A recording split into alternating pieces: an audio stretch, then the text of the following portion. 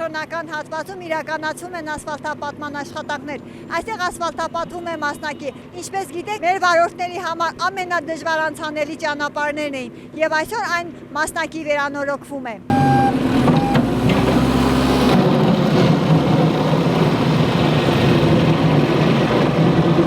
Բազմից ենք անդրադարձել քաղաքի ճանապարհների անմխիթար վիճակին։ Վերջիններս շարքից դուրս եկան ինչպես մեր խիստ եղանակային պայմանների, այնպես էլ ջրամատակարարման նոր համակարգի աշխատանքների արդյունքում։